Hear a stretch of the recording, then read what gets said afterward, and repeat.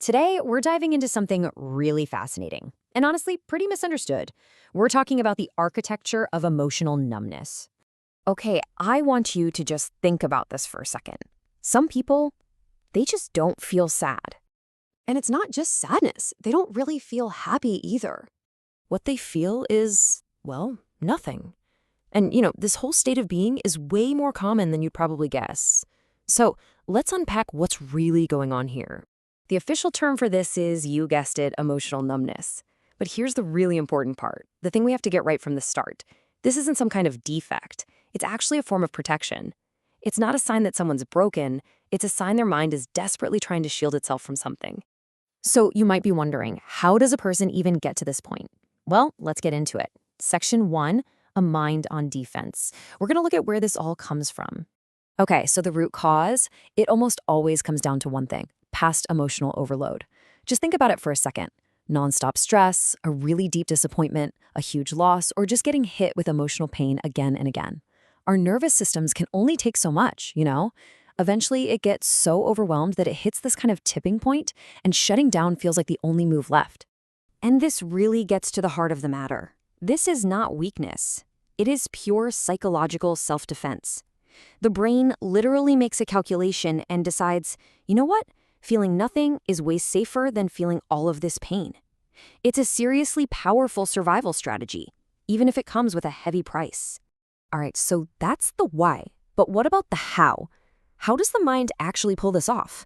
That brings us to our next section, the internal shutdown, the actual mechanics of numbness. So this whole internal shutdown thing, it's basically built on three main pillars that all work together. Think of them as a team. You've got emotional suppression, mental detachment, and a really high level of self-control. Let's break each one down. First up is emotional suppression. This is usually where it all begins. It can start with learning, maybe as a kid, that showing your feelings just isn't safe. And over time, that habit of hiding emotions from everyone else, it starts to turn inward. And here's the crucial part. Those suppressed emotions, they don't just vanish. They just go quiet. They get muted, even to the person feeling them. And that leads right into the next piece, mental detachment. This is where a person can feel totally disconnected from moments that are supposed to feel, well, meaningful. You get good news, but there's no real rush of excitement. You get bad news, and there's no wave of sadness.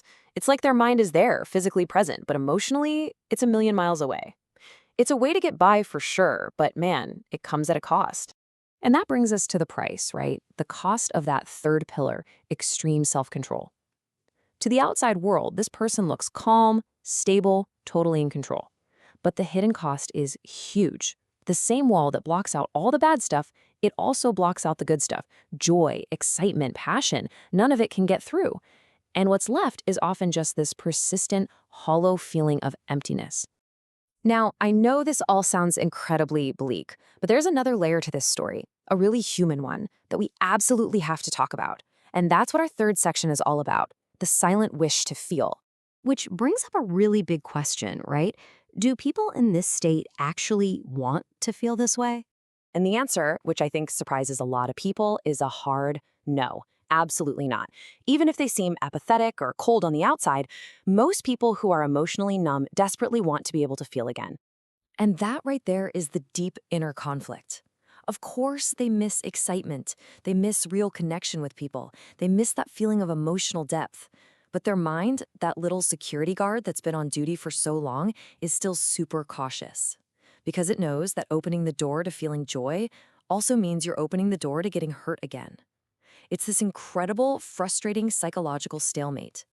So when we put all these pieces together, what's the big takeaway? Well, it really requires us to adopt a totally new perspective. We have to start seeing this as survival, not coldness. It's so easy to misunderstand this state. It's not someone being cold or apathetic. It is absolutely not a character flaw or some kind of lack of humanity. The reality is, it's a survival skill. It's a mind doing what it has to do to protect itself. And more than anything, it's a powerful sign of just how much pain someone has been through. When you boil it all down, emotional numbness is really just a sign of a mind that was forced to learn survival long before it ever got a chance to learn pleasure. It's a testament, really, to what that person has endured.